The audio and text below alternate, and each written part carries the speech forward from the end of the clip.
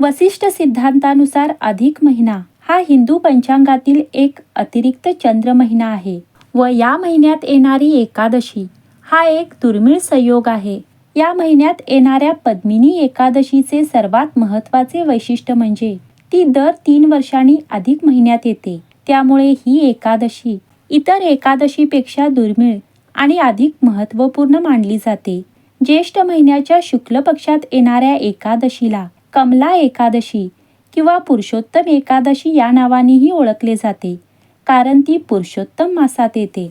पद्मिनी या शब्दाचा अर्थच दिव्य कमळ असा होतो.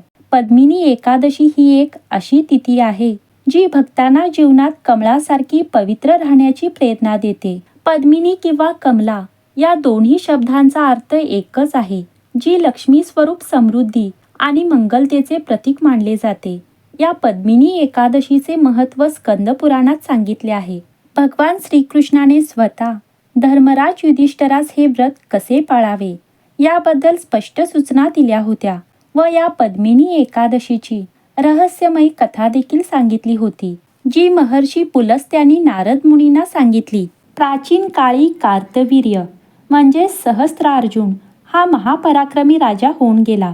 एकदा कार्तवीर्याने रावणाला तुरुंगात टाकले. त्यावेळी महर्षी पुलस्त्यांनी कार्तवीर्याची विनवणी करून रावणाला मुक्त केले. ही कथा ऐकून नारदजींनी महर्षी पुलस्त्यांना विचारले, हे महर्षी, देवराज इंद्रासह सर्व देवांना पराभूत करणाऱ्या या मायावी रावणाला कार्तवीर्याने कसे हरवले? कृपया याबद्दल सविस्तर सांगा. महर्षी पुलस्त्य म्हणाले, हे नारदा, प्रथम कार्तवीर्याच्या उत्पत्तीची कथा ऐक. त्रेतायुगात महिष्मती नगरीत कार्तवीर्य नावाचा एक राजा राज्य करत होता. त्याला 100 पत्नी होत्या, पण त्यांच्यापैकी कोणालाही राज्याचा कारभार सांभाळू शकेल असा पुत्र नव्हता. पुत्रप्राप्तीसाठी राजाने आदराने ब्राह्मणांना आमंत्रित केले, यज्ञ केले, पण ते सर्व व्यर्थ ठरले. ज्याप्रमाणे दुःखी माणसाला सुखेही फिकी वाटतात, त्याचप्रमाणे पुत्राविना राजालाही आपले राज्य दुःखमय वाटू लागले. अखेरीस सिद्धी केवळ कठोर तपश्चर्येनेच प्राप्त होऊ शकेल हे जाणून तो तपश्चर्या करण्यासाठी वनात गेला. हे सर्व पाहून त्यांची पत्नी प्रमदा ही खूप दुःखी झाली, जी राजा हरिश्चंद्राची कन्या होती व तिनेही आपल्या पतीसोबत अलंकाराचा त्याग करून आपल्या पतीसोबत गंधमादन पर्वतावर गेली. त्यांनी तेथे 10,000 वर्षे तपश्चर्या केली, पण त्यांना सिद्धी प्राप्त झाली नाही. या अनेक वर्षाच्या कठोर तपश्चर्येने राजाचे पूर्ण शरीर केवळ हाडांच्या सांगाड्यात रूपांतरित झाले.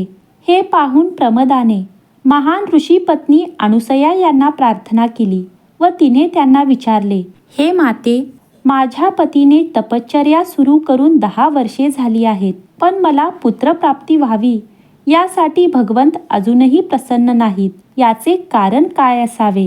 प्रमदाचा प्रश्न ऐकून देवी अनुसया म्हणाल्या, 33 महिन्यानंतर येणाऱ्या अधिक मासात 2 एकादशी असतात. त्यापैकी शुक्ल पक्षाच्या एकादशीचे नाव पद्मिनी आणि कृष्ण पक्षाच्या एकादशीचे नाव परम आहे. या दिवशी जागरण व उपवास केल्याने वैकुंठपती नक्कीच तुला पुत्रप्राप्तीचा आशीर्वाद देतील.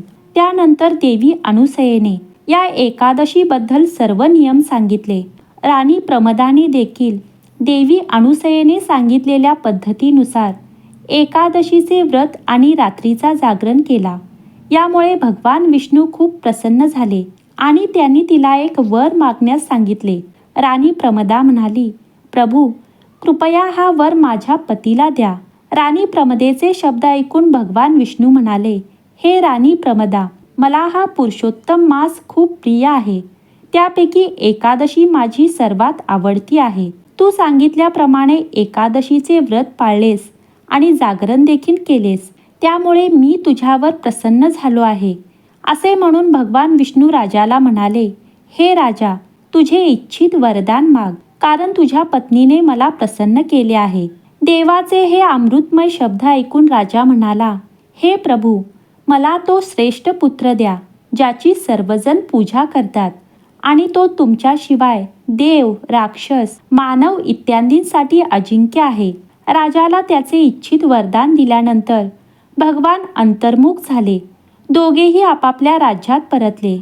कालांतराने त्यांचा पुत्र कार्तवीर्य जन्माला आला. तो भगवान विष्णूंना वगळता सर्वांसाठी अजिंक्य होता. कार्तवीर्याने रावणावर विजय मिळवला आणि हे सर्व पद्मिनी एकादशीच्या व्रताच्या प्रभावामुळे घडले. पुढे ही कथा सांगितल्यानंतर महर्षी पुलस्त्य यांनी देह ठेवला.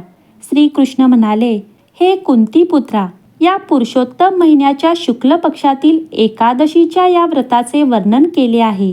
जो कोणी हे व्रत पाळतो तो विष्णू लोकात जातो. अशी ही पद्मिनी एकादशीची कथा. असे मानले जाते की पद्मिनी एकादशीच्या दिवशी तुम्ही तुमच्या भूतकाळातील आणि वर्तमान काळातील सर्व पापांचे प्रायश्चित करू शकता. जर तुम्ही भगवान विष्णूंचे निवासस्थान असलेल्या वैकुंठ धामात निवारा मिळवण्यास इच्छुक असाल तर तुम्ही अधिक महिन्याच्या 11व्या दिवशी येणारी पद्मिनी एकादशी पाळणे अत्यावश्यक आहे.